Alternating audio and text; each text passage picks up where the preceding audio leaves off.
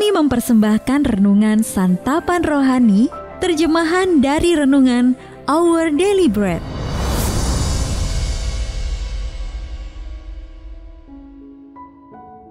Untuk menerima notifikasi video baru kami, silakan tekan tombol subscribe dan tanda lonceng di bawah ini.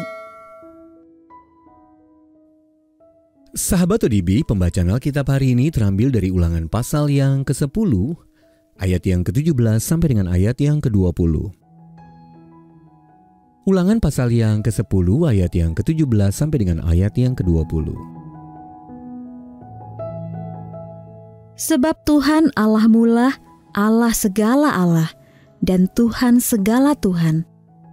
Allah yang besar, kuat dan dahsyat, yang tidak memandang bulu ataupun menerima suap, yang membela hak anak yatim dan janda dan menunjukkan kasih-Nya kepada orang asing dengan memberikan kepadanya makanan dan pakaian. Sebab itu haruslah kamu menunjukkan kasih-Mu kepada orang asing, sebab kamu pun dahulu adalah orang asing di tanah Mesir. Engkau harus takut akan Tuhan Allahmu. Kepadanya haruslah engkau beribadah dan berpaut, dan demi namanya haruslah engkau bersumpah. Ayat mas renungan hari ini terambil dari Ulangan pasal yang ke-10, ayat yang ke-18. Allah membela hak anak yatim dan janda dan menunjukkan kasih-Nya kepada orang asing. Renungan hari ini berjudul Menyambut Orang Asing, ditulis oleh Sheridan Fauzi. Ketika ribuan wanita dan anak-anak Ukraina yang mengungsi karena perang tiba di stasiun kereta api Berlin, ada satu kejutan yang menanti mereka. Di sana ada keluarga-keluarga Jerman yang memegang kertas-kertas dengan tulisan tangan yang menawarkan tempat perlindungan di rumah mereka. Salah satu bunyi tulisan, bisa menampung 2 orang, atau tersedia ruangan berukuran besar. Ketika ditanya tentang alasan menawarkan tumpangan kepada orang asing, seorang wanita berkata bahwa ibunya dahulu menerima perlindungan saat melarikan diri dari Nazi.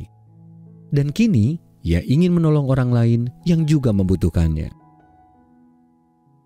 Dalam kitab Ulangan, Allah memerintahkan bangsa Israel untuk mempedulikan orang-orang yang berada jauh dari tanah air mereka. Mengapa demikian? Karena Allah adalah pembela hak anak-anak yatim, janda, dan orang-orang asing. Dan karena bangsa Israel tahu apa rasanya berada dalam keadaan yang tak berdaya seperti itu, maka perasaan empati harus memotivasi kepedulian mereka. Ayat 19 mengatakan, sebab kamu pun dahulu adalah orang asing di tanah Mesir. Namun ada sisi lain dari kepedulian tersebut. Ketika janda di Sarfat menyambut orang asing, yakni Elia, ke rumahnya, janda itulah yang diberkati oleh Tuhan. Kita bisa baca di dalam 1 Raja-Raja pasal 17 ayat 9-24. Demikian pula Abraham diberkati karena mereka memberi tumpangan bagi 3 orang tamu asingnya. Kita bisa baca dalam Kejadian pasal 18 ayat 1-15. Allah sering memakai keramah tamahan untuk memberkati pemberinya, bukan hanya penerimanya. Sahabat ODB, menerima orang asing memang tidak mudah, tetapi bisa jadi para keluarga Jerman itu sendiri diberkati oleh tindakan mereka. Ketika kita memenuhi kebutuhan orang-orang yang tak berdaya dengan perasaan empati yang dikaruniakan Allah, mungkin saja kita akan terheran-heran dengan berkat yang Dia limpahkan kepada kita melalui mereka. Sahabat ODB, menurut Anda mengapa Allah sangat mempedulikan para janda, anak yatim dan orang asing? Lalu bagaimana cara Anda menyambut orang asing yang tak berdaya minggu ini? Mari kita berdoa. Ya Allah, berilah aku hati sebesar hati-Mu bagi para janda, anak-anak yatim, dan orang-orang yang tak berdaya. Amin.